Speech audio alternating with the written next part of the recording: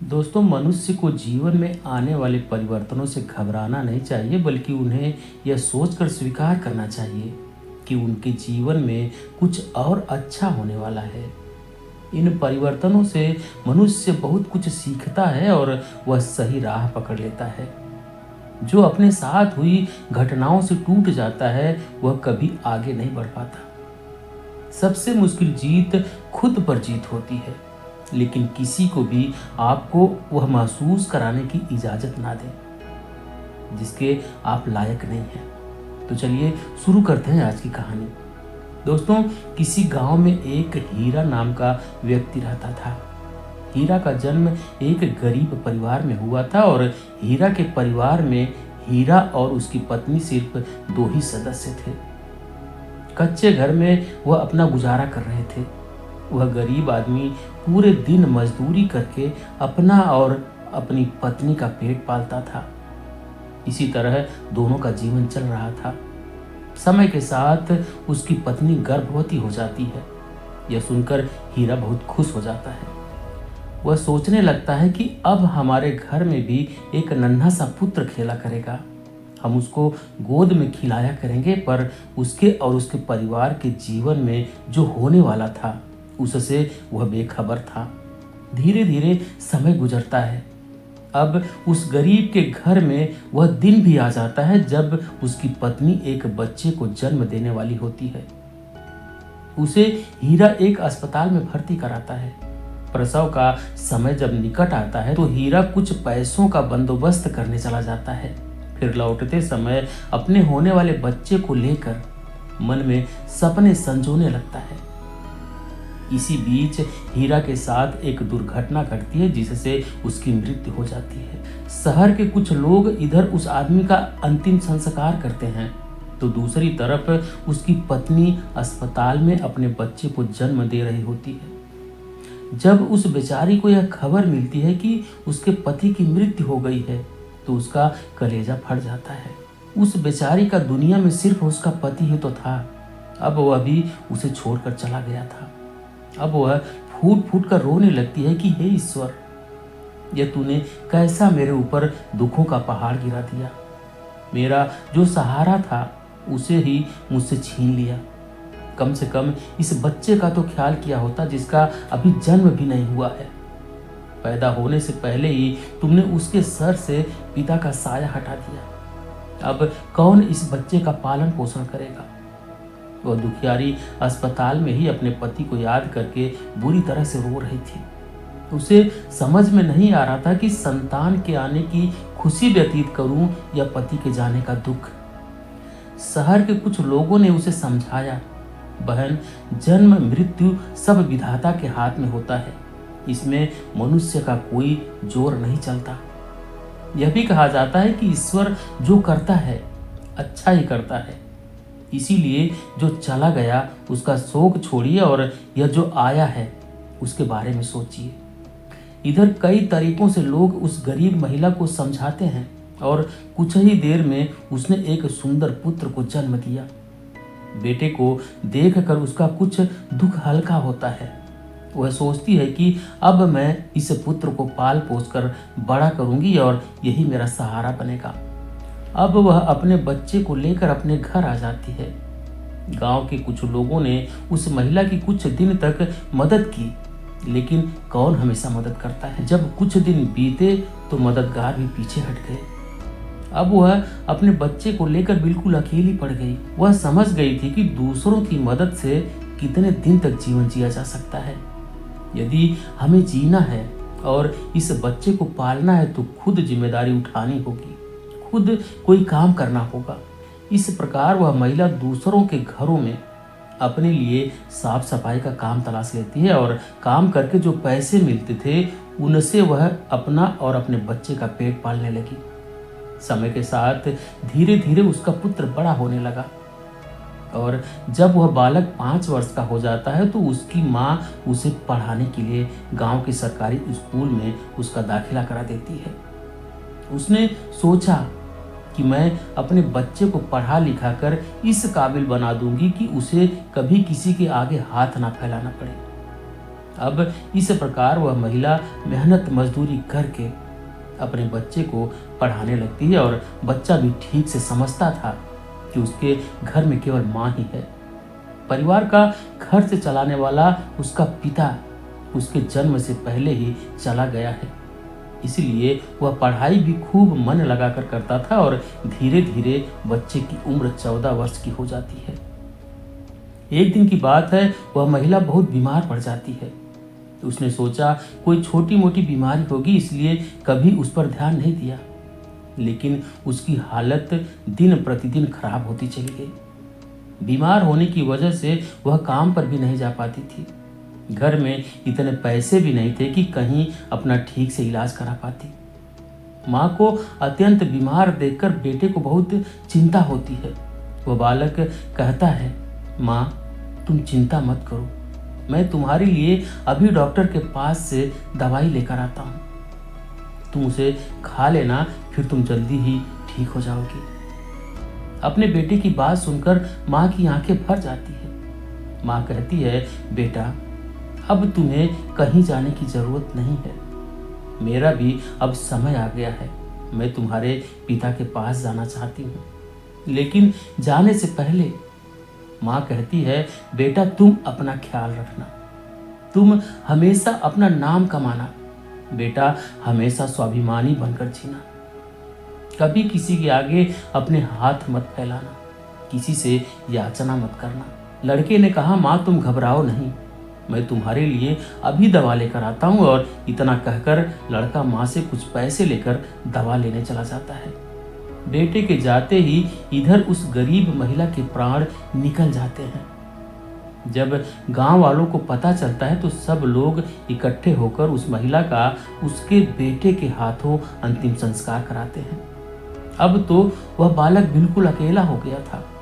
किस्मत भी क्या खेल खेलती है, जब जरूरत होती है अपनों की तब अकेलेपन की रात में जगाती है। बिना माता पिता का बेटा उम्र भी ज्यादा नहीं थी, आखिर जाए तो कहाँ जाए, करे तो क्या करे। दूर के जो रिश्तेदार थे उन्होंने भी उस बालक पर ध्यान नहीं दिया, आखिर वह गरीब जो था। लेकिन वह बच्चा अकेले ही अपने जीवन की राह पर चल देता है। उसने कभी हार नहीं मानी। जो पैसे माँ छोड़ गई थी, कुछ दिन तक उन पैसों से अपना गुजारा करता है। कुछ दिन के बाद वह पैसे खत्म हो जाते हैं। घर में भी कुछ नहीं था। अब तो एक ही चारा था कि कुछ काम धंधा किया जाए, तभी भोजन की व्यवस्था होगी, तभी स्कूल की फीस भरी जाएगी। लड़के को अपनी माँ की बात अच्छी तरह याद थी।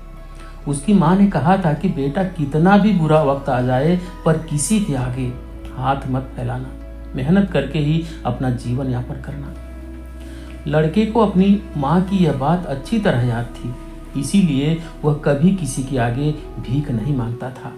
स्कूल से आने के बाद वह किसी के खेतों में काम करने चला जाता, कभी किसी की चाय की दुकान पर काम कर लेता और वहाँ से कुछ पैसे मिलते तो अपने स्कूल की फीस भर देता था और अपने खाने पीने की सामान खरीद लेता था। इस प्रकार छोटी सी आयु में वह बच्चा पढ़ाई भी करता था और मजदूरी भी करता था। धीरे धीरे कुछ साल ऐसे ही निकल जाते हैं। बच्चा अब अपने गांव से निकलकर कस्बे में पढ़ने लगता है। तब उसके कॉपी किताबों का खर्च और स्कूल की फीस का खर्च बढ़ जाता है। लेकिन उस बालक ने हिम्मत नहीं हारी। रोजाना स्कूल जाता था। वह जो भी कमाता था उसकी सारी कमाई पढ़ने लिखने में ही लग जाती थी और जो कुछ थोड़ा बहुत बचता था उससे अपना पेट भर लेता था। अगर वह कहीं कोई अस्थायी काम करता तो उसकी पढ़ाई छूट जाती थी और पढ़ाई करता तो पेट भरने के लिए भी कुछ नहीं था। इसलिए साथ ही साथ वह दोनों काम करता था। स्कूल से आकर वह इधर काम करने चला जाता था। एक दिन की बात है, वह बच्चा स्कूल से पढ़कर घर वापस लौटा। फिर उसके बाद काम की तलाश में चला गया, लेकिन उस दिन उसे कोई काम नहीं मिला। पूरा दिन निकल गया। हारा थका शाम को घर आकर सो गया। आज कुछ काम नहीं मिला तो खाना कहाँ से खाता।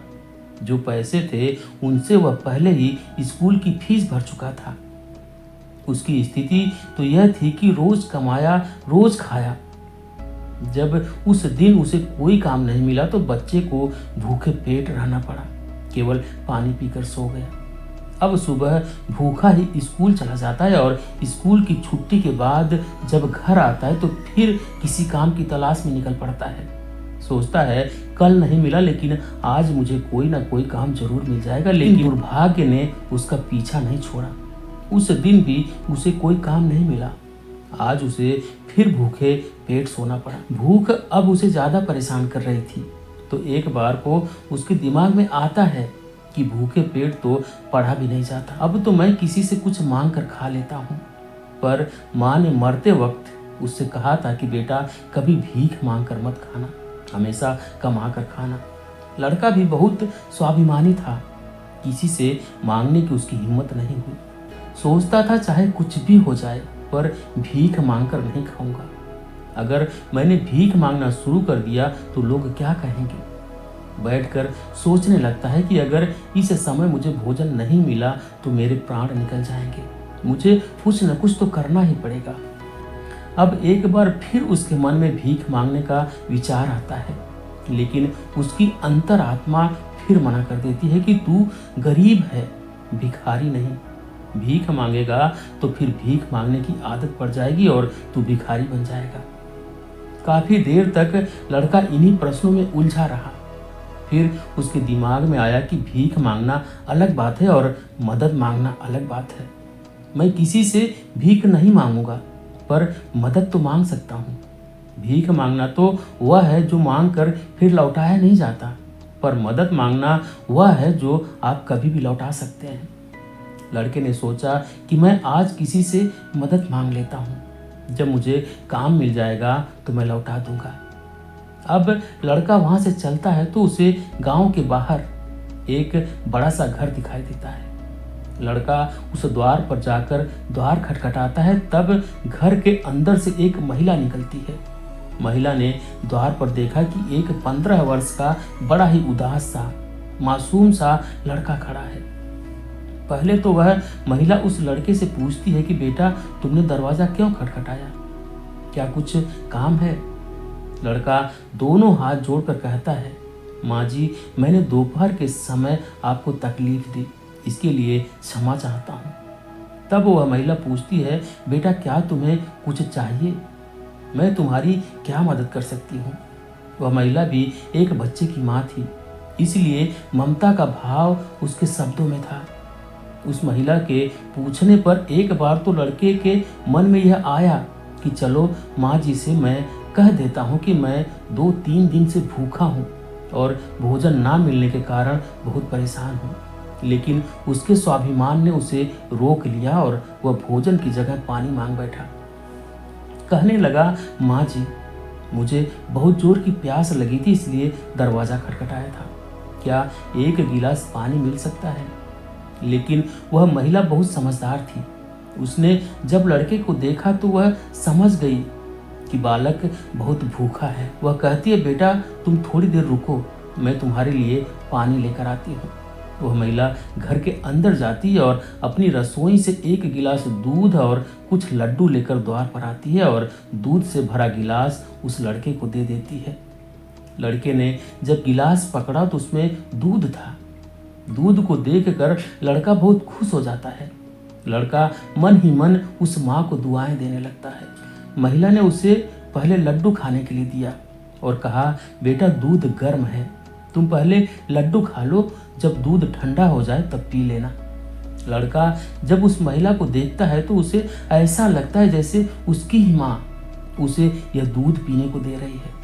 मन ही मन वह सोचता है, कितनी अच्छी माँ है, मैंने एक गिलास पानी मांगा था और यह दूध ले आई। उसने समझ लिया कि मैं भूखा हूँ। लड़का आराम से बैठकर लड्डू खाता है और दूध पीता है। तब वह महिला कहती है, बेटा क्या तुम्हें कुछ और चाहिए। लड़का सोचने लगता है कि इस दूध के बदले मैं इस माँ को क्या दे सकता हूँ, मेरे पास तो कुछ भी नहीं है। दूध पीने के बाद लड़का कहता है, माँ मैंने आपसे पानी मांगा था और आपने मुझे दूध पिलाया, इसके बदले में मैं आपको क्या दे सकता हूँ। महिला ने कहा, बेटे मैंने तुम्हें दूध इसलिए नहीं पिलाया कि ताकि तुमसे बदले में कुछ ले सकूं। महिला कहने लगी, बेटा, तुम्हारा चेहरा देखकर लग रहा था कि तुम बहुत भूखे हो, तो मैंने सोचा कि पानी की जगह दूध ही पिला देती हूँ, इसलिए मैं तुम्हारे लिए दूध ले आई। लड़के ने फिर कहा, नहीं माँ जी, आप इसके बदले में मुझसे ज़रूर कुछ मांगिए, मैं आपको अपनी हैसियत के हिसाब से ज़रूर कुछ दूंगा। लड़के की बात सुनकर महिला सोचती है, यह लड़का बड़ा स्वाभिमानी है। वह लड़का बार बार उससे मांगने की बात करता है, तो वह महिला उसका मन रखने के लिए कह देती है कि बेटा, मैंने यह दूध पिलाकर तुम पर कोई एहसान नहीं किया है, फिर भी यदि तुम मुझे कुछ देना चाहते हो तो तुम मुझे एक वचन दो कि अगर कोई गरीब, मजबूर, लाचार हो और उसे तुम्हारी मदद की जरूरत हो तो तुम उसकी मदद जरूर करना। दूसरे दिन जब वह महिला अपने बच्चे को स्कूल छोड़ने जाती है तो उसने देखा कि स्कूल में वह लड़का भी पढ़ रहा था। वह महिला उस लड़के को पहचान लेती है। उसने स्कूल के शिक्षक से जाकर पूछा कि वह बालक कौन है, तो शिक्षक ने उसे बताया कि उस बालक का नाम दिनेश है। वह बिना माता पिता का बेटा है। छोटी सी आयु में ही उसके माता पिता दोनों गुजर गए थे। यह जानकर उस महिला को बड़ा दुख होता है।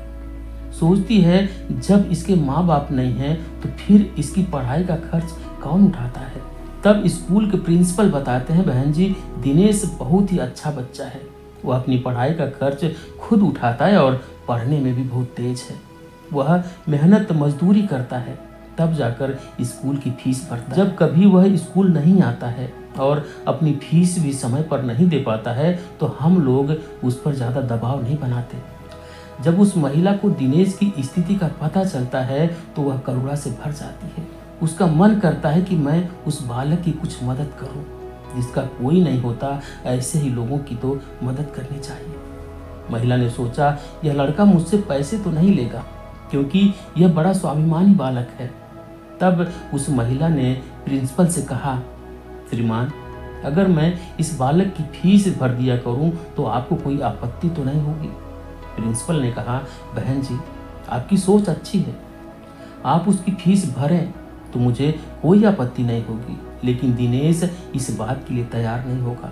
तब वह महिला प्रिंसिपल से कहती है, मैं उसकी मदद करना चाहती हूँ, आप किसी तरह से दिनेश को समझा देना, उससे कह देना कि तुम्हारी स्थिति को देखते हुए सरकार ने तुम्हारी फीस माफ कर दी है, तुम्हें फीस भरने की कोई जरूरत नहीं है। प्रिंसिपल भी इस बात से सहमत हो जाते हैं। वह महिला दिनेश की पूरे वर्ष की फीस भर के अपने घर चली जाती है और इस तरह वह हर वर्ष उसके पूरे साल की फीस जमा कर दिया करती थी ताकि दिनेश सिर्फ मन लगाकर पढ़ सके। अब तो दिनेश पूरा मन लगाकर पढ़ता था और अपने खाने पीने के लिए किसी दुकान पर काम कर लेता था। दोस्तों, डूबते को तिनके का सहारा ही काफी होता है। उस महिला के थोड़े प्रयास से दिनेश की अच्छी खासी मदद हो गई। अब वह खूब मन लगाकर पढ़ता था। इसी तरह कुछ वर्ष और बीत गए। अब आगे की पढ़ाई करने के लिए दिनेश को शहर जाना पड़ा। सोचा, शहर में रहकर मैं कोई छोटी मोटी नौकरी कर लूंगा और अपनी पढ़ाई भी करता रहूंगा। इस बात का पता उस महिला को तब चलता है जब वह उसकी फीस देने के लिए स्कूल में जाती है। वह महिला जब दिनेश की फीस जमा करती है तो प्रिंसिपल बताते हैं, बहन, दिनेश तो आगे की पढ़ाई करने के लिए शहर चला गया, अब आपको उसकी फीस जमा करने की कोई ज़रूरत नहीं है। उस महिला ने जब यह सुना तो सोचने लगी, कोई बात नहीं, ईश्वर ने मुझे उसकी मदद करने का इतना ही समय दिया होगा। हे ईश्वर, उस बालक पर दया दृष्टि बनाए रखना, वह जहाँ रहे खुश रहे। इस प्रकार वह महिला अपने घर लौट आई और अपने घर गृहस्थी की दुनिया में व्यस्त हो गई और दिनेश शहर में जाकर अपनी पढ़ाई करने लगा और खर्च चलाने के लिए उसने एक नौकरी की तलाश कर ली। इस प्रकार 30 वर्ष बीत जाते हैं। ना तो दिनेश कभी उस महिला से मिल पाता है और ना ही वह महिला कभी दिनेश से मिलती है। उस महिला का बेटा भी अब बड़ा हो चुका था और एक व्यापारी बन गया था। वह महिला तो वैसे ही अपने घर से संपन्न थी, ऊपर से उसका बेटा व्यापार करके खूब धन कमाता था। उस माँ का बेटा भी बड़ा संस्कारी था, वह भी अपनी माँ को बहुत प्यार करता था। एक दिन उसकी माँ बहुत बीमार पड़ जाती है और शाम को जब उसका बेटा घर आता है तो वह अपनी माँ की हालत देखकर बेचैन हो जाता है। वह अपनी माँ को अस्पताल में भर्ती कराता है तो जांच में पता चलता है कि उसकी माँ को कैंसर है।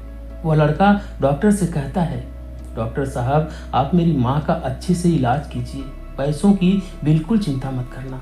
तब डॉक्टर कहते हैं तुम्हारी माँ को कैंसर की बीमारी है और कैंसर का इलाज बहुत महंगा होता है। छोटे मोटे अस्पताल में इसका इलाज भी नहीं होता है। इसके लिए तुम्हें किसी बड़े शहर में जाकर किसी बड़े अस्पताल में इसका इलाज कराना होगा और बड़े अस्पताल का मतलब है कि खर्च भी बहुत अधिक होगा। बेटे ने कहा, डॉक्टर साहब मैं अपनी माँ को ठीक करने के लिए कुछ भी कर सकता हूँ, आप मुझे बस कोई रास्ता बताइए, मैं अपनी माँ का इलाज कहाँ करा सकता हूँ। तब डॉक्टर उसे बड़े शहर जाने की सलाह देते हैं। डॉक्टर बोले बड़े शहर में कैंसर का अस्पताल है, यदि वहाँ का इलाज तुमने पूरा करा लिया तो तुम्हारी माँ इस रोग से बच सकती है, नहीं तो तुम्हारी माँ के प्राण संकट में पड़ सकते हैं। यह सुनकर लड़का घबरा जाता है और वह डॉक्टर से बड़े शहर वाले डॉक्टर साहब का नंबर और पता लेकर अपनी माँ को बड़े शहर ले जाता है। उसकी माँ तो उसे बहुत मना करती रही कि बेटा तुम मुझे कहाँ ले जाओगे, इतना पैसा कहाँ है हमारे पास, बड़े शहर में अच्छा इलाज कराने के लिए हमारे पास पर्याप्त धन नहीं है। यहीं से डॉक्टर साहब से दवा ले लेते हैं, धीरे धीरे मैं ठीक हो जाऊंगी, तुम परेशान मत हो। तब लड़का बोला, माँ इस दुनिया में एक तुम ही तो हो, जिसके होने से मुझे कभी अकेलापन महसूस नहीं होता, कभी मुझे किसी बात की चिंता नहीं होती। इसीलिए कुछ भी हो जाए मैं तुम्हें इस बीमारी से मरने नहीं दूंगा। धन का क्या है, खत्म हो गया तो फिर कमा लूंगा, लेकिन माँ तो फिर नहीं मिल सकती। इस प्रकार लड़का अपनी माँ को लेकर बड़े शहर चला जाता है। जिस डॉक्टर से उसकी माँ का इलाज होना था वो डॉक्टर उस समय अस्पताल में नहीं थे, वह किसी मरीज को देखने के लिए विदेश गए थे। अस्पताल के कर्मचारी ने कहा कि डॉक्टर साहब कल आएंगे, तब तक आप अपनी माँ को अस्पताल में भर्ती करा दो। लड़के ने बिना देर की अपनी माँ को भर्ती करा दिया और डॉक्टर के आने का इंतजार करने लगा। अगले दिन जब डॉक्टर साहब आते हैं तो वह लड़का अपनी माँ की हालत डॉक्टर को बताता है तो डॉक्टर साहब ने भरोसा दिया कि जांच के आधार पर मैं कह सकता हूँ कि तुम्हारी माँ ठीक हो जाएगी, मगर इनका इलाज काफ़ी लंबा चलेगा।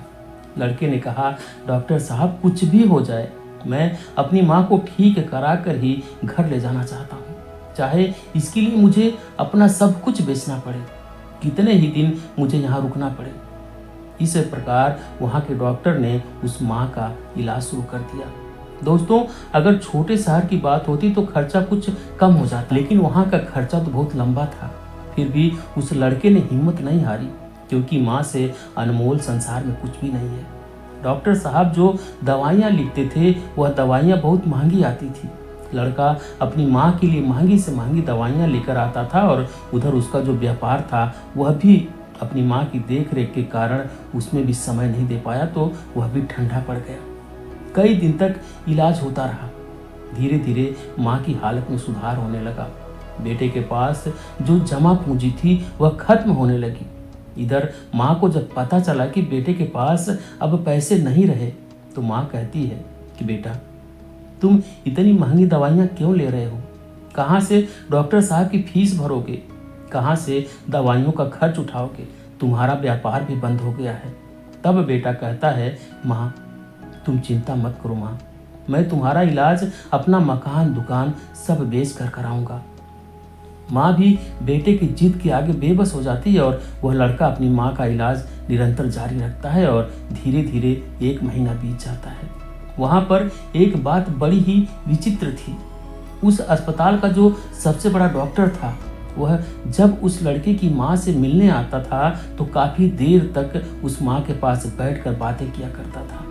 यह देखकर माँ को भी बड़ा अच्छा लगता था और वह सोचती थी कि अजीब डॉक्टर है, इतना बड़ा डॉक्टर होकर भी जिनके पास बिल्कुल भी फुर्सत नहीं है वह मुझसे बात करने के लिए इतना समय कैसे निकाल लेते हैं। दोस्तों इस प्रकार कई दिन बीत जाते हैं। एक दिन वह लड़का डॉक्टर के पास जाता है और डॉक्टर साहब से पूछता है, कि डॉक्टर साहब अभी मेरी माँ का इलाज कितने दिन और चलेगा। डॉक्टर साहब उसे सारी बात बताते हैं कि आप चिंता मत करो, आपकी माँ पूरी तरह से स्वस्थ हो चुकी हैं। मैं भी संतुष्टि के लिए एक बार जांच और करा लेता हूँ। उस जांच की रिपोर्ट आ जाने दो, फिर तुम अपनी माँ को घर ले जा सकते हो।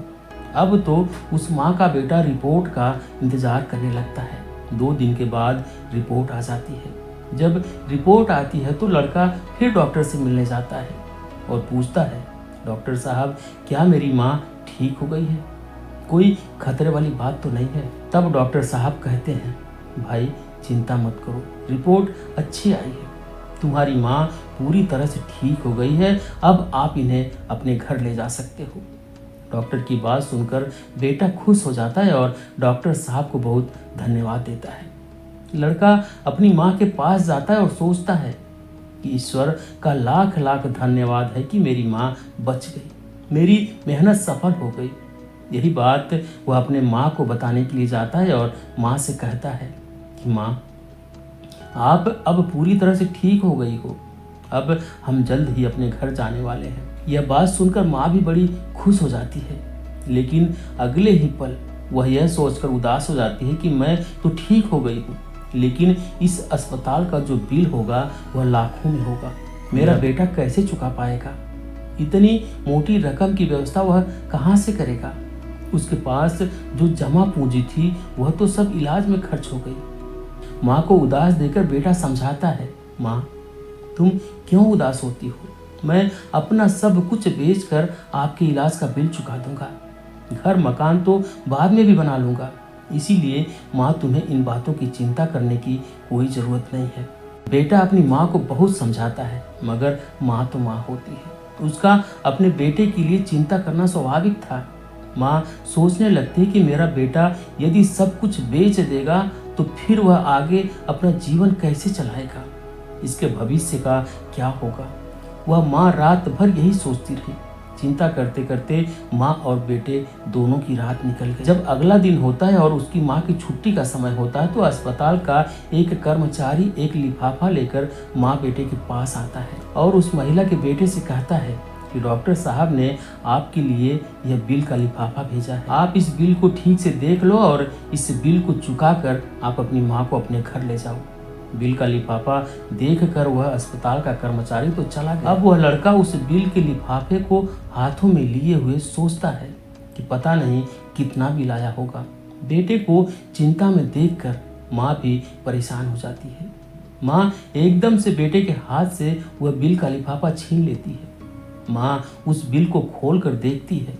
उधर अस्पताल के जो सबसे बड़े डॉक्टर थे वह भी उस समय वहीं पर पहुंच जाते हैं। इधर माँ ने जब उस लिफाफे को खोल कर देखा तो उसमें एक छोटी सी पर्ची रखी हुई थी। उस पर्ची पर लिखा हुआ था, माँ जी आपने अपने बिल का भुगतान तो 30 साल पहले ही कर दिया था।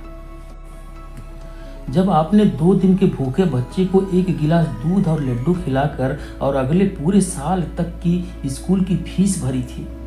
पर्ची को पढ़ते ही महिला की आंखें फटी की फटी रह जाती है। जब उस माँ का बेटा पूछता है, माँ डॉक्टर साहब ने कितना बिल दिया है, तो माँ उस पर्ची को अपने बेटे को देती है। बेटा जब उसे देखता है तो वह भी हैरान रह जाता है। लड़का अपनी माँ से पूछता है, माँ क्या आप डॉक्टर साहब को पहले से जानती हो? डॉक्टर साहब से आपकी जान पहचान कब हुई थी माँ? तब माँ कहती है, बेटा मैं इन्हें पहले से नहीं जानती, अभी पता चला है। बेटे ने पूछा, फिर इसमें 30 साल पहले की घटना क्यों लिखी है? तब माँ कहती है, बेटा 30 साल पहले जब तुम बहुत छोटे थे तब तुम्हारी उम्र का एक छोटा सा लड़का भरी दोपहरी में हमारे घर के द्वार पर आया था। वह भूखा प्यासा था। उसने मुझसे 1 गिलास पानी मांगा था। मैंने बच्चे को देखा तो मैं समझ गई कि वह भूखा है, इसीलिए दूध और लड्डू लाकर मैंने उसे खाने को दिया था। वह कई दिनों से भूखा था। उसने दूध तो पी लिया, पर वह मुझसे कहने लगा कि माँ तुम्हारा यह ऋण कैसे चुका पाऊंगा। तो मैंने उसका मन समझाने के लिए कह दिया था कि जब तुम बड़े हो जाओ, मदद करने लायक हो जाओ, तो तुम भी किसी ज़रूरतमंद की मदद कर देना। मुझे क्या पता था कि वही लड़का जिसे मैंने एक गिलास दूध पिलाया था वह 30 साल बाद इतना बड़ा डॉक्टर बनकर मेरी मदद करेगा। लोग तो आज लेकर कल भूल जाते हैं, लेकिन उस बच्चे ने मेरा वह वचन अभी तक याद रखा है। मैं इस बात को सोचकर बड़ी हैरान हूँ कि डॉक्टर साहब ही वह बच्चा है। इधर माँ बेटे आपस में बातचीत कर रहे थे, उधर वह डॉक्टर साहब उनके पीछे खड़े होकर उनकी बातें सुन रहे थे। उनकी आंखों में आंसू थे और बचपन का वह समय उन्हें याद आ गया जब वह भूखे प्यासे उस माँ के द्वार पर पहुंचे थे। डॉक्टर साहब आगे बढ़कर उस माँ को प्रणाम करते हैं और माता जी के पास बैठ जाते हैं। कहते हैं, माँ, आपके कहे हुए शब्द आज भी मेरे कानों में गूंजते हैं। मैंने आपके उन्हीं शब्दों को अपना संस्कार बनाया। मैंने अपनी जिंदगी में बहुत दुख देखा है, लेकिन कभी हिम्मत नहीं हारी। मैं आपका बहुत बड़ा कर्जदार हूँ माँ। यदि आप मेरे स्कूल की फीस नहीं भरती तो आज मैं इतना बड़ा डॉक्टर नहीं बन पाता। यह आपकी ही देन है माँ। मैंने तो आपको उसी दिन अपनी माँ मान लिया था जिस दिन आपने ममता भरी छाँव में बैठाकर भूखे को दूध पिलाया था। इतना कहने के बाद डॉक्टर साहब वह सारे पैसे लौटा देते हैं जो माँ की दवाई में खर्च हुए थे और बूढ़ी माँ के चरणों में अपना सर रख देते हैं। वह माँ डॉक्टर साहब को उठाकर अपने सीने से लगा लेती है। डॉक्टर साहब और बूढ़ी माँ की आंखें आंसुओं से भर जाती हैं। जब यह दृश्य अस्पताल के सारे लोग देखते हैं, सब देखकर हैरान रह जाते हैं। सबकी आंखें नम हो जाती हैं। दोस्तों, यह 4 बातें जो भी व्यक्ति समझ लेगा वह कभी गरीब नहीं रहेगा। पहली बात, मनुष्य को जीवन में आने वाले परिवर्तनों से घबराना नहीं चाहिए, बल्कि उन्हें यह सोचकर स्वीकार करना चाहिए कि उनके जीवन में कुछ और अच्छा होने वाला है। इन परिवर्तनों से मनुष्य बहुत कुछ सीखता है और वह सही राह पकड़ लेता है। जो अपने साथ हुई घटनाओं से टूट जाता है वह कभी आगे नहीं बढ़ पाता। दूसरी बात, अंधेरा चाहे कितना ही घना हो, एक छोटा सा दीपक उसे मिटा डालता है। उसी तरह अगर जीवन में कुछ अंधेरा आ जाए तो ज्ञान रूपी दीपक से अंधेरे को मिटाकर सही रास्ता ढूंढा जा सकता है। ज्ञान वह विधि है जो रंक से राजा बना देती है, भटके को सही मार्ग दिखा देती है। तीसरी बात, आप दूसरों का भला कीजिए, दूसरों पर दया कीजिए, तुम्हारा भला अपने आप होता चला जाएगा। आपको अपने जीवन में अगर किसी की मदद करने का सौभाग्य मिले तो जरूर करना। कहते हैं, डूबते को तिनके का सहारा ही काफी होता है। आपकी छोटी सी मदद से किसी का जीवन ही बदल सकता है। आपका छोटा सा योगदान किसी के लिए वरदान भी हो सकता है। मुसीबत में पड़े तो घबराना मत, क्योंकि जब एक रास्ता बंद होता है तो 100 दरवाजे खुल जाते हैं। जीवन में निखार तभी आता है जब मनुष्य दुख और मुसीबत की भट्ठी में तपता है। कष्ट सहन करने के बाद ही मनुष्य को अनुभव मिलता है और यह अनुभव बहुत काम आता है। चौथी बात, मनुष्य के दिन चाहे कैसे भी हो, चाहे कितनी भी कठिनाइयां उसके जीवन में आए, परंतु उसे कभी भीख मांगकर नहीं खाना चाहिए। भीख मांगकर खाने वाला अपनी ही नजरों में गिर जाता है और जब वह भीख मांगकर खाता है तो उसकी आदत हो जाती है बिना मेहनत किए खाने की। इसलिए मनुष्य को हमेशा मेहनत करके ही खाना चाहिए, तभी मनुष्य सफल और आत्मनिर्भर बनता है। किसी को मदद की जरूरत हो तो आप सबसे पहले उसकी मदद करें, लेकिन अगर आपको मदद की जरूरत हो तो आपको किसी से मदद मांगने की जरूरत ना हो। आप खुद ही अपनी मदद करने की काबिलियत रखें। आत्मसम्मान आपकी आवाज है, इसे बुलंद रखें। दूसरों पर ध्यान देने से बेहतर है खुद में रहो, खुद को समझो और आगे बढ़ो। आत्मसम्मान एक ऐसा कवच है जिसे कोई आपसे छीन नहीं सकता। जो कोई खुद से प्यार नहीं कर सकता वह किसी और से भी प्यार करने के लायक नहीं है। उसकी इज्जत कभी मत करो जो आपकी इज्जत ना करे। उसे अहंकार मत समझना, उसे आत्मसम्मान कहते हैं। अगर आप चाहते हो दुनिया आपकी इज्जत करे तो सबसे पहले आपको अपनी इज्जत करनी होगी। अगर कोई आपका अपमान करे तो उसका भी शुक्रिया अदा करें, क्योंकि वह इंसान आपको आपकी ज़िंदगी की सच्चाई बता रहा है। ज़्यादातर लोग उन चीज़ों की कदर नहीं करते जो उन्हें आसानी से मिली है, लेकिन खो देने के बाद पछताते हैं। तो दोस्तों, ये थी आज की कहानी। आपको कैसी लगी कमेंट करके ज़रूर बताएं। वीडियो को लाइक करें, शेयर करें। चैनल पर नए हैं तो चैनल को सब्सक्राइब जरूर करें। बेल आइकन प्रेस कर लें ताकि आने वाली सभी वीडियो का नोटिफिकेशन सबसे पहले आपको मिले। वीडियो देखने के लिए बहुत बहुत धन्यवाद।